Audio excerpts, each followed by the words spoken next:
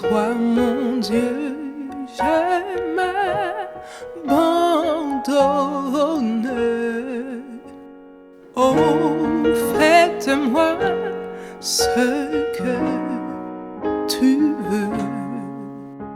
De l'argile que je te donne, fais un diamant précieux.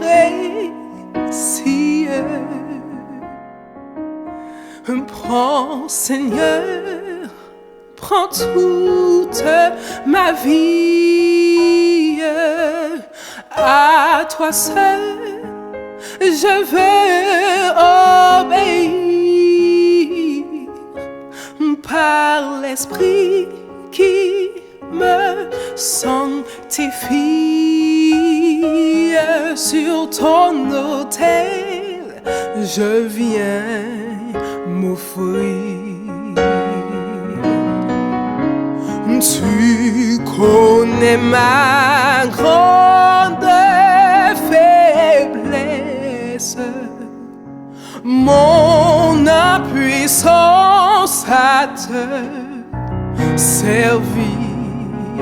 S'il le faut que ta main me blesse, ton amour saura me guérir. Oh, prends, Seigneur, prends toute ma vie. À toi seul je veux obéir par l'Esprit qui me sanctifie. Sur ton autel, je viens m'offrir. Oh, ne m'épargne ni la flamme, ni le ciseau divin, sculpteur, que ton esprit forme mon âme à l'image de son sauveur. Oh, prends, Seigneur, prends toute ma vie. À toi seul je veux obéir par l'Esprit qui me sanctifie. Sur ton autel, je viens m'offrir. Prends, Seigneur, prends toute ma vie. À toi seul je veux obéir par l'Esprit qui me sanctifie. Sur ton autel, je viens m'offrir. Sur ton autel, je viens m'offrir.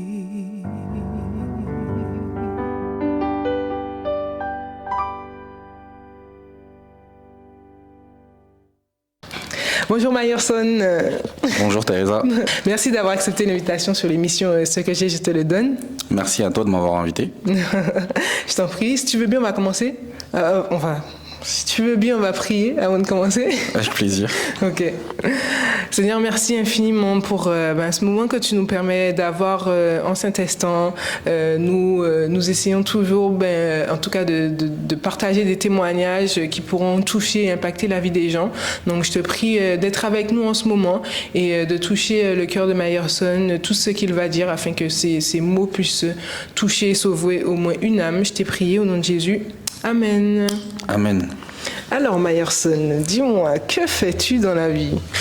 Je fais quoi? Je suis prof, je suis enseignant, professeur en économie-gestion. J'enseigne au lycée, donc j'ai des premières, terminales, et depuis l'année dernière, j'ai commencé à enseigner aussi en CFA, donc avec des BTS. Voilà. Et Myerson prof, c'est cool. Dieu merci, Dieu merci.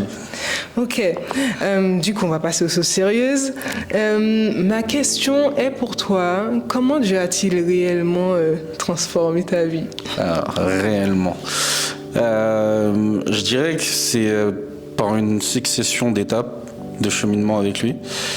Même quand j'ai été loin, par exemple, j'avais écouté le dernier épisode, et il y a beaucoup de choses dans ce que disait Océane qui m'ont touché parce que je faisais ma vie et j'étais loin de Dieu. J'imaginais mais vraiment être très très loin. Et même revenir dans une relation avec Dieu, pour moi, c'était même pas quelque chose à laquelle je pensais. Et je pense que Dieu a cheminé et a fait disons à la période du Covid, où vraiment il avait travaillé en moi jusqu'au point où on va dire qu'il m'a mis dans une pièce. Et il m'a dit assis-toi et maintenant réfléchis au sens de ta vie. Et je pense que c'est à partir de ce moment-là où plein de choses sont rentrées en compte et où vraiment Dieu en fait a touché mon cœur et m'a permis en fait de prendre une décision différente et radicale en fait pour ma vie. Ok. La plupart des personnes ne savent pas, moi je sais, du coup, que tu étais DJ. Non, j'étais pas DJ, je travaillais dans le milieu de la nuit, donc j'étais tout ce qui était par rapport... j'organisais des soirées tout simplement. Donc j'étais pas moi DJ, mais j'étais dans le monde de la nuit, donc tout ce qui était organisation de soirées, etc. Ok. Et comment a été cette passation du monde de la nuit à Jésus? Je dirais, elle s'est fait naturellement parce qu'en fait c'est Dieu qui est derrière.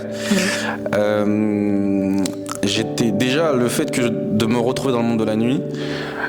J'ai pas reçu une éducation où j'ai grandi dans l'église. Ma mère a été amenée à aller à l'église, donc j'ai rencontré, on va dire, Dieu. Donc je devais avoir 12-13 ans, où vraiment j'ai commencé à aller à l'église.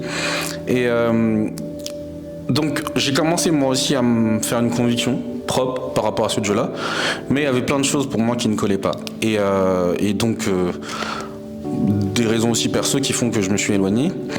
Et pour moi, c'était malgré tout, quand tu vas à l'église, il y a certaines valeurs, certaines normes que tu reçois et qui font quand même ce que tu es, ton identité. Et il y a des choses, par exemple, pour moi, aller travailler dans le milieu de la nuit, c'était quelque chose... Sortir, ok, faire la fête, je suis d'origine haïtienne, etc., l'ambiance, ok, mais aller travailler, être de l'autre côté, c'était quelque chose qui était, pour moi, inimaginable.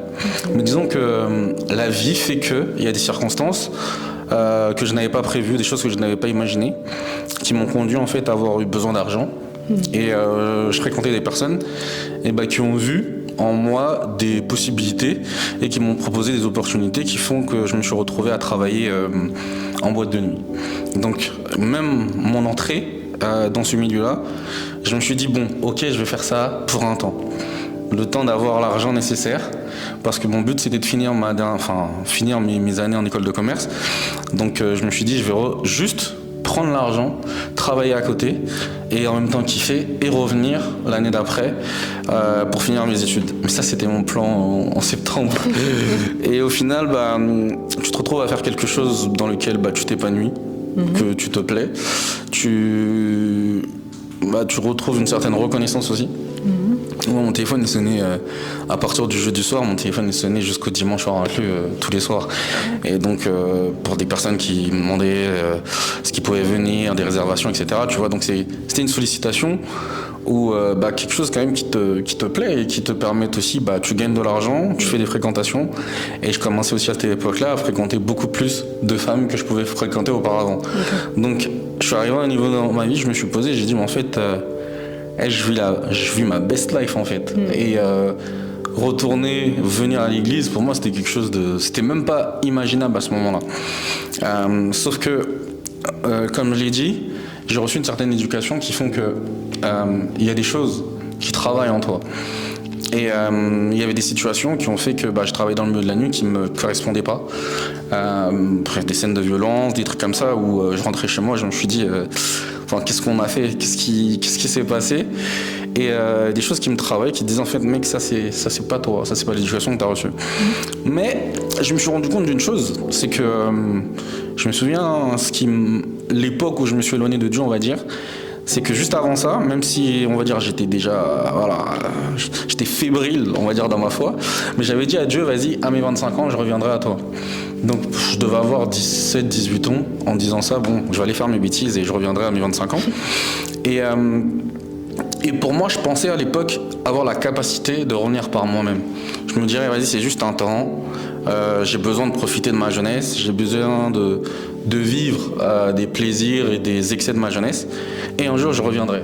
Et en fait, cette année-là, et ces expériences-là m'ont montré que tu peux dire ce que tu veux, mec, mais de toi-même, tu peux pas revenir.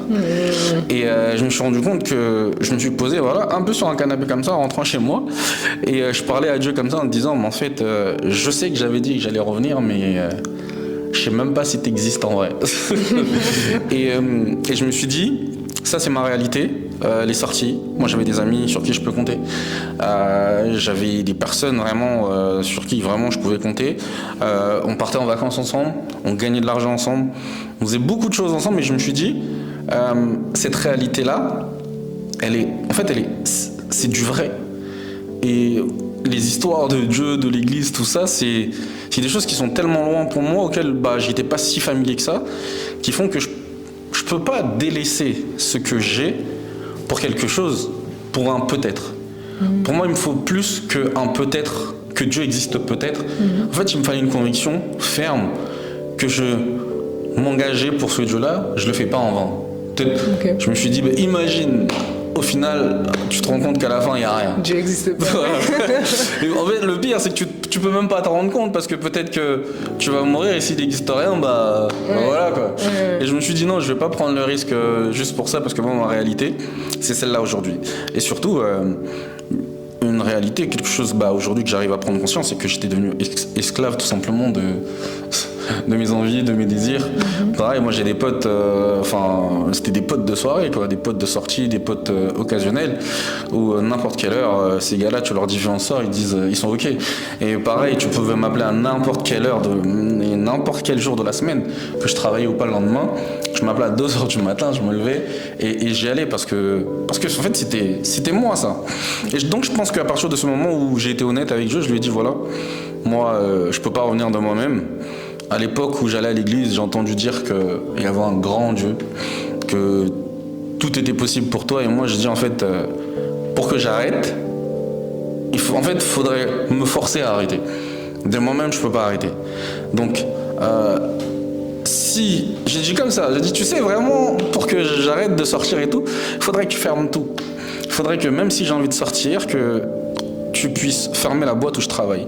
J'ai dit, c'est trop facile si tu fermes la boîte où je travaille, parce que le lieu, c'est un lieu connu, il est classé monument historique. Je me dis, les gens le connaissent, et même peut-être un fou peut décider un soir de faire quelque chose là-bas, et on est fermé.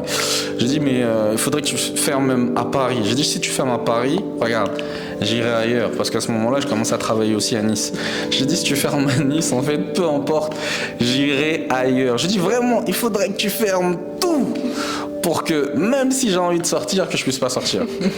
Et c'était aussi une manière pour moi à ce moment-là de me débarrasser de cette promesse que j'avais faite à Dieu en disant que je reviendrai à mes 25 ans, parce que j'étais dans l'année de mes 25 ans et je voyais pas comment de moi-même j'allais laisser tout ce que j'avais, cette réalité-là, pour venir à l'église. Non, en fait, Non, donc j'ai dit à Dieu, vas-y, maintenant débrouille-toi avec ça. Et on était peut-être janvier 2020. Hein. J'ai dit, voilà, je vais avoir 25 ans le 7 juillet 2020. Donc j'ai dit, voilà, maintenant, t'as un grand Dieu, débrouille-toi avec ça, c'est plus mon problème. Et donc je suis retourné à ma vie, tout simplement. Ok. Et puis Dieu t'a chopé comment? Dieu m'a chopé comment? Disons que je venais de faire un dernier événement. Je travaillais avec un pote à moi qui m'avait invité dessus. Et je me souviens très bien, c'était l'after party de Tahiti. C'était le 16 février. Et ce jour-là, il y avait tellement de monde et tout. Et je me suis dit, wow, en fait, il y a de l'argent à faire sur ces événements-là. Et même, je connaissais quelqu'un par rapport à un autre artiste et qui était dans l'église où j'allais avant. Et je me suis dit, bon, je vais le contacter par rapport à un autre artiste pour pouvoir programmer ce genre d'événement. J'étais vraiment dans une optique où je veux faire de l'argent, je prépare mes trucs pour l'été, etc. Et le confinement est arrivé au mois de mars. Et en fait, je me suis retrouvé un coup d'arrêt dans mon élan, dans mes affaires. Alors c'est toi qui as ramené le Covid. C'est ce que les gens disent. Mais moi, j'ai rien ramené personnellement. Et je me suis dit, bon, durant cette période-là, je l'ai vécu. Au début, je me suis dit, bon, vas-y. C'était quand même un temps bizarre. Je vais prendre ce temps-là pour préparer mon calendrier, mes événements de l'été, etc. Sauf que c'était quand même un temps particulier où c'était quelque chose, bon aujourd'hui on est en 2023, mais à l'époque c'était quelque chose de quand même tout nouveau, d'inconnu. Et à ce moment-là, je me suis posé, je me suis dit, mais imagine tu sors là, demain t'attrapes ce truc et tu meurs. Il se passe quoi après? Et à ce moment-là, je fréquentais une fille elle était au service Covid, elle était infirmière à l'hôpital, et je me suis dit en fait c'était vraiment réel, c'était bien plus proche de moi que je l'aurais pensé. Donc à ce moment-là, j'étais chez cette fille-là, et elle partait travailler le soir, et je me retrouvais en fait tout seul. Donc là, je cogitais, et je me suis rappelé que avant de délaisser l'église, j'avais commencé à fréquenter une église adventiste. Et j'ai commencé à taper sur YouTube en fait prédication de pasteurs adventistes.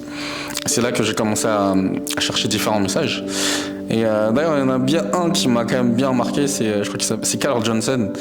Il y avait des messages en fait que je trouvais vraiment vibrants et qui me parlaient et qui me touchaient. Et je pense qu'à partir de là, Dieu a commencé à travailler en moi, mais il y a quelque chose qu'il devait faire, c'était, je pense que j'avais quand même, les gens qui me connaissent savent que je peux être têtu, mais disons que, on va dire, Dieu est passé par là, et il y en a qui disent que je suis encore têtu, alors imaginez ce que ça pouvait être avant. Et donc Dieu avait besoin de briser, je pense que j'avais un esprit résistant, parce que Dieu avait besoin de briser ça, et parce que quand tu travailles dans le milieu de la nuit, tu construis une certaine image que les gens voient et que les gens aussi veulent adopter. Et en fait, c'était aussi mon fonds de commerce. Donc, mais moi, en rentrant chez moi, je savais que j'étais pas ce type-là. Tu vois, on peut dire ce qu'on veut. Je discute avec des gens, tu vois, qui te chébranlent le soir, etc. Même des filles aussi par rapport à ce qu'elles pouvaient voir de moi.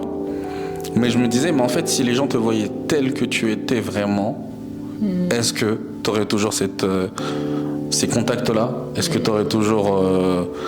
est-ce que tu serais toujours ce mec-là, tu vois? Et la réponse pour moi, c'était bien évidemment non. Parce que beaucoup de ces personnes-là, ce qui les attirait, c'était le travail que j'avais, c'était les facilités, les contacts que je pouvais avoir dans certains lieux. Et c'est quelque chose en fait que Dieu m'a permis de faire tomber en fait cette fausse image que moi-même je véhiculais, même par rapport aux filles aussi, parce que j'étais un gars, j'étais pas sérieux, mais pas sérieux, voilà, j'étais vraiment pas sérieux. Et donc, même avec la personne avec qui j'étais, donc durant cette période-là, Dieu a permis qu'elle découvre des choses. Et au bout du 3e soir, voilà, j'ai fini par admettre et j'ai commencé à pleurer. Et à pleurer, pas parce que je me suis fait prendre autre, mais vraiment comme s'il y a quelque chose qui se passait en moi. Je commençais à sangloter où j'arrivais pas à m'arrêter. Je poussais des cris comme un gosse. Et en fait, une fois que j'avais fini de pleurer, je me suis senti genre comme libéré. Okay. Libéré et léger. Et à ce moment-là, j'ai commencé à me dire, en fait, première réaction, je dis, je vais appeler tous les gens à qui j'ai raconté des bobards, à qui j'ai menti. Je vais commencer à leur dire la vérité. Mais vraiment, Tu les as appelés? fallait voir la scène. Bah, j'ai commencé par ma mère.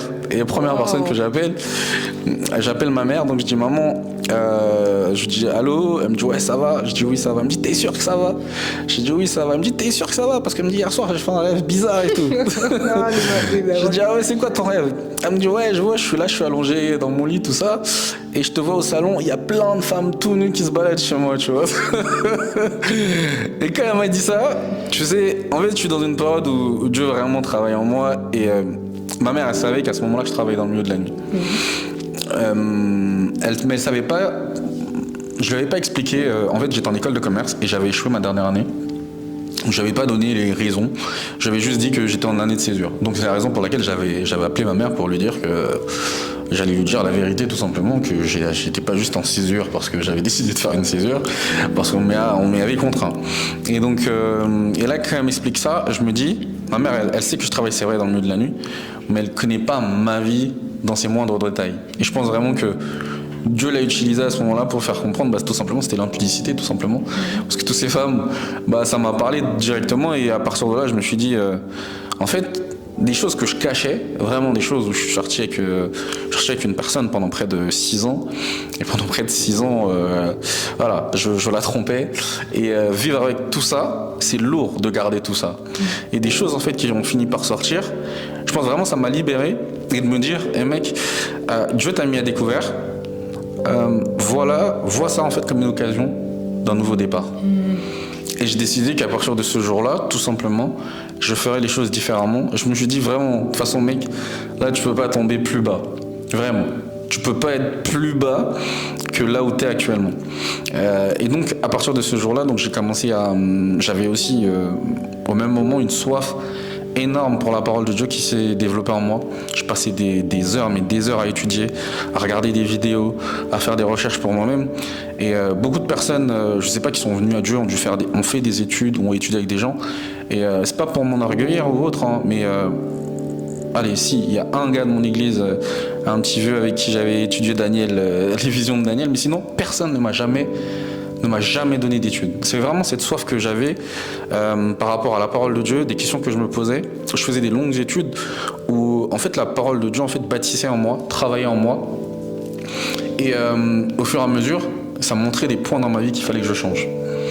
Et donc on est sorti du déconfinement au mois de peut-être je sais plus mai-juin. Et donc j'ai commencé à sortir. Et ce qui me frappait, c'est que moi, Mayerson, à l'époque, je sortais dehors, je voyais une fille à partir du moment que fallait que je cherche, tu vois, le petit eye contact ou quelque chose. Et là, je sortais dehors, j'en avais rien à cirer de tout ça. Et le pire, c'est que quand je sortais dehors et je croisais des gens, ça me disait, c'est une âme à sauver. Et en fait, j'étais dans une démarche volontaire de rechercher Dieu. Mais j'étais pas en train de me dire que Dieu m'appelle. J'étais vraiment pas en train de me dire il y a quelque chose qui se passe. C'était juste, en fait, ça se faisait naturellement. Et donc, quand je marchais dehors et que je croisais des gens, ça me disait c'est une âme à sauver. Je rentrais chez moi, je disais je deviens fou. Mais je te jure que c'est vrai.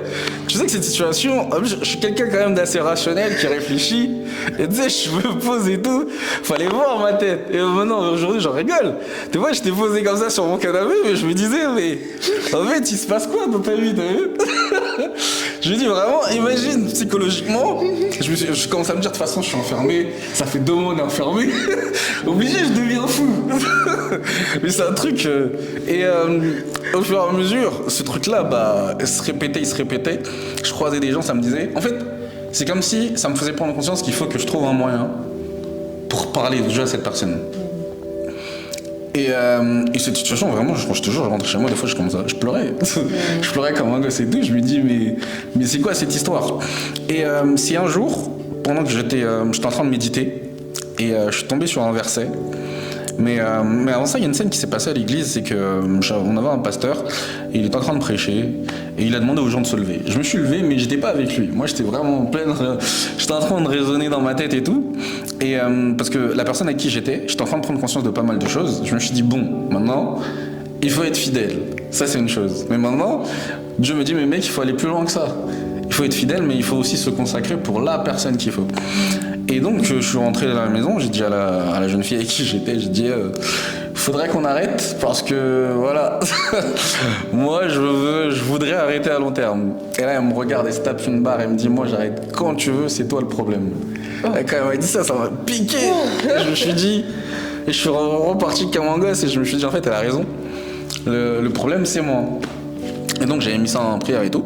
Et au moment où je suis à l'église, où le pasteur il fait son truc et tout, et j'ai cette parole vraiment qui vient en moi, qui me fait comprendre que j'avais du mal à accepter l'idée que je puisse être faible. Okay. Voilà, j'avais vraiment cette idée de... Moi, avant, je faisais appel à Dieu, c'est vraiment sur les choses sur lesquelles j'étais limité. J'avais cette capacité de penser que sur beaucoup de choses, il n'y a qu'un seul point où j'avais besoin de Dieu, c'était vraiment au niveau de la santé, parce que ça, je ne peux pas maîtriser. Mais surtout le reste, c'était t'inquiète Dieu, moi je gère. Okay. Et c'est comme ça, allez, on va dire parce qu'à même 22-23 ans, j'ai géré ma vie. Et de reconnaître que je peux être faible, ça a été dur. Et au final, je me suis dit, en fait, oui, je suis qu'un homme, en fait. Je suis qu'un homme. Et j'ai dit, et quand j'ai lu ce passage de Paul qui fait comprendre que, il dit que c'est dans nos faiblesses qu'il se glorifie, j'ai dit, voilà, Seigneur, au mois de juin 2020, j'ai dit aujourd'hui, je reconnais que je suis faible et je prends la décision aujourd'hui que la prochaine femme avec qui que je vais coucher, ce sera celle avec qui je vais me marier. J'ai dit, je me base pas sur ma force parce que je reconnais enfin que je suis faible, mais je sais que je me base sur ta parole et je sais que ce témoignage, quand je me marierai, je le donnerai pour ta gloire. Donc, depuis ce temps, gloire à Dieu, je tiens. Hein. Je dirais même pas que je tiens parce qu'en fait, c'est devenu naturel. Et même ça, en fait, pour moi, c'était un impossible. C'est-à-dire qu'il faut connaître la vie que je menais. C'est-à-dire qu'un soir, j'ai eu un appel avec mon ancien directeur artistique et on discutait. Et je lui ai dit, mec, ça fait plus de 9 mois, j'ai rien fait. Il m'a dit, tu mens. Il m'a dit, c'est ça, soit t'es devenu gay, ou soit t'es en train de faire un bis bizarre à l'église. Et je lui ai dit, non, en fait, on a commencé à parler. Et c'est vrai que ce soir-là, d'habitude, on parlait de choses un peu, on va dire, des choses courantes. Et ce soir-là, c'est la première fois que j'ai une conversation, on va dire, en profondeur avec ce gars-là. Et même lui s'est livré sur des choses, parce que pour lui, c'était incroyable que le mec que j'étais, et on comprend mieux quand on sait comment moi j'étais, comment je travaillais que Charo, plus gros Charo, disait il y avait pas.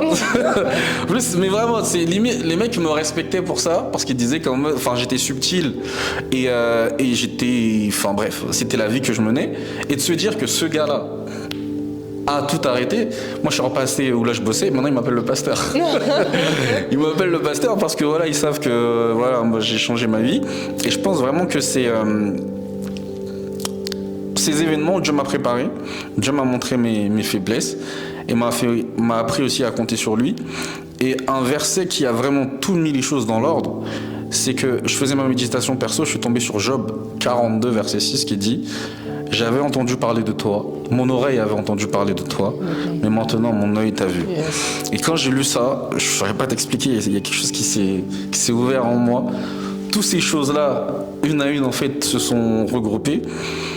Et là, je commence à marcher chez moi, j'ai dit non, Dieu il est fort. J'ai dit non, Dieu il est fort. En fait, j'étais en train de me dire, imagine, je vais raconter ça aux gens, par rapport au Covid notamment. Ils vont me dire, mais vas-y, qu'est-ce qu'il raconte lui? Et vraiment, je marchais et tout, je me disais, mais Dieu il est trop fort. Et pendant quelques jours, j'avais toujours cette réflexion. Et je pense que, vu l'arrogance que j'avais, l'ego que j'avais, c'est comme si Dieu m'a dit, petit, blague plus jamais avec moi. Tu sais clairement pas qui je suis, tu vois. Et à partir de ce moment-là, je me suis dit, Dieu, je lui ai demandé de faire un impossible. Parce que pour moi, j'étais prof d'économie à ce moment-là. Et je me suis dit, économiquement, c'est impossible de fermer tout un pays. J'étais pas au niveau confinement ou autre, on n'était pas à ce niveau-là, mais pour moi, c'est pas possible dans ce monde dans lequel je vis que d'imaginer que le pays puisse être fermé. Bien sûr, c'est des circonstances que Dieu va utiliser. Il les a pas fermées seulement juste pour moi. Mais Dieu a utilisé ce défi, entre guillemets, que je lui ai lancé pour me montrer, parce que j'avais ce doute. Et je pense que limite, il m'a dit, ok, je comprends où est ton véritable problème. Puisque tu dis que c'est ça ton problème, je vais te montrer que, ta mère, elle sert Dieu parce qu'elle a compris pourquoi elle devait servir Dieu. Et je pense que c'est à mon tour, à moi de comprendre pourquoi je dois servir Dieu. Donc je pense que depuis ce jour-là, j'ai compris que je me suis dit, mais en fait, mais c'est incroyable. Quand j'ai commencé à comprendre par rapport à toute la culpabilité que je pouvais avoir, comment Dieu m'avait pardonné, comment Dieu m'a aimé. Franchement, je pouvais être comme ça tout seul, je commençais à pleurer. De me rendre compte à quel point ce Dieu m'a aimé et me donne aussi la possibilité de travailler pour lui. Un jour, je discutais avec une jeune fille, on était en plein dîner et tout, mais elle était un peu étonnée de comment, parce que je suis tout nouveau, je suis jeune adventiste, je me suis baptisé le 12 septembre 2020, et elle m'a dit, mais comment ça se fait que depuis ce temps-là, tu as déjà fait pas autant de choses ou t'es autant investi? Je lui dis, mais en fait, après ce que j'ai vécu, comment j'aurais pu rester inactif? C'est-à-dire que après ce que ce Dieu a fait pour moi, comment moi, j'aurais pu me dire, rentrer dans une église et me poser et attendre en fait. Ça, c'est pas possible. C'est-à-dire que j'avais vraiment ce goût, cette envie de dire à toute la terre entière, mais vraiment, qu'il sache à quel point ce Dieu il est merveilleux, à quel point ce Dieu il est grand. Et vraiment j'avais un feu, mais je pourrais pas t'expliquer. J'avais un feu en moi qui me faisait prendre conscience à quel point aussi j'étais naïf. Et vraiment il y a un truc où je me suis dit, comme ça j'ai dit, mais il est hors de question que d'autres personnes soient perdues comme ça. Et je l'ai dit texto, mot à mot. J'ai dit en fait, moi aujourd'hui, je veux déraciner l'enfer. J'ai dit ça comme ça. Wow. Je te jure, mot à mot. Et je sais pas, je dirais que ces mots-là, peut-être l'ennemi me l'a fait payer parce que j'ai vécu une année 2021 après, mais je te dis noir. Mais noir comme j'aurais jamais pensé de ma vie. Et gloire à Dieu. Dieu m'a permis de... Voilà. Yes. Mais vraiment, d'avoir pris conscience de ça, d'avoir vu ce que ce Dieu-là a fait dans ma vie, et de l'opportunité aussi qu'il me donne, je me suis dit, en fait, c'est normal d'être celui que je suis et de parler de lui comme je parle aujourd'hui. Wow. Et elle est incroyable, ton expérience. Ouais. C'est peut-être aussi pour ça qui fait que je suis aussi, on va dire, investi. Parce que je sais, il y a des situations dans lesquelles on n'a pas forcément le temps de rentrer en détail, mais... Enfin, c'est Dieu, voilà. C'est Dieu, c'est personne d'autre, c'est Dieu. On pourra me dire ce qu'on veut, on pourra me dire oui, c'est peut-être toi qui as imaginé. Ok, si vous voulez, d'accord, mais c'est Dieu. Moi, que chacun le prenne comme il souhaite, mais moi je sais ce que j'ai demandé à Dieu, je sais le créneau. Tant d'événements à la suite qui coïncident à mes demandes, ça peut pas être juste le fruit du hasard. À un moment donné, je me suis dit, en fait, je fais taire toutes ces voix. Et je reconnais en fait ta toute puissance. Voilà. Et du coup, j'ai une dernière question pour toi. Si tu devais donner un conseil à quelqu'un pour lui sauver la vie par rapport à ton expérience et tout ce que tu as vécu, qu'est-ce que tu lui dirais? Je dirais que je peux comprendre que des fois, surtout par rapport à notre génération et les plus jeunes, qu'on peut avoir certains doutes par rapport à des choses qu'on peut observer, soit à l'église, par rapport aussi au fait que on n'est pas véritablement rencontré ce Dieu-là. Et il y a des choses, des fois, qui sont incompréhensibles pour nous, et que je pense que tout simplement, ce Dieu-là même, il arrive à le comprendre. Je pense que peu importe ce que la personne peut vivre, ce que quelqu'un peut vivre en ce moment, ou les doutes qu'il peut avoir, c'est de se dire, ce Dieu-là, il est OK avec ça. La seule chose qu'il demande peut-être, c'est qu'on soit prêt à expérimenter en fait quelque chose de personnel avec lui. C'est-à-dire que je dirais même pas qu'il faut chercher Dieu. Je pense que, parce que moi je l'ai pas cherché comme certains pourraient le dire. C'est que cette éducation que j'ai reçue, dans des moments où je me sentais loin de lui, j'ai été honnête. J'ai été honnête en lui disant que je suis pas capable de faire ci. Je ne veux même pas faire ça. Je dis, je veux pas faire ça. Mais je comptais sur lui pour qu'il m'aide à revenir vers lui s'il existait vraiment. Alors disons que s'il y a des personnes peut-être qui passent par des choses, j'avais écouté ce que disait Océane, et je pense que j'avais besoin d'être libéré, d'être délivré de toutes ces choses, parce que j'étais multipadique, que ce soit, en fait, je fréquentais les femmes, même d'y penser aujourd'hui, je me dis, mais en fait, c'était maladif.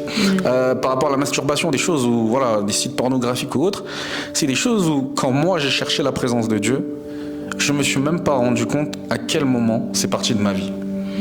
C'est-à-dire que c'est des choses qui sont parties, gloire à Dieu, jusqu'à présent, en tout cas pour toujours, Amen. que j'ai jamais eu à réexpérimenter.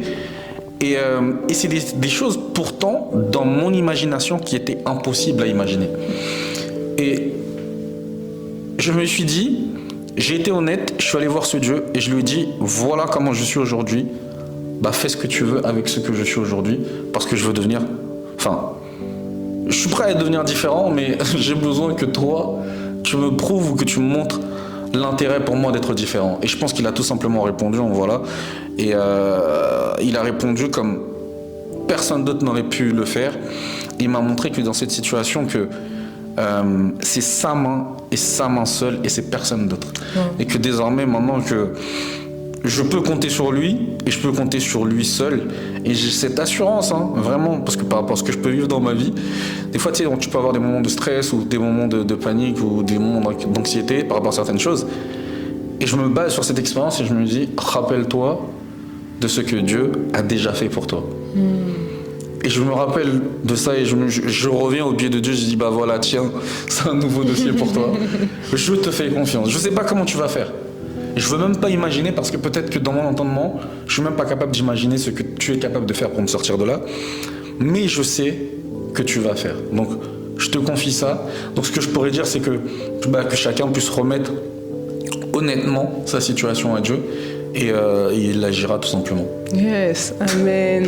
Amen. Merci beaucoup Myerson d'avoir accepté l'invitation. Merci à toi vraiment pour cette invitation. De rien, et soyez bénis. Soyez bénis.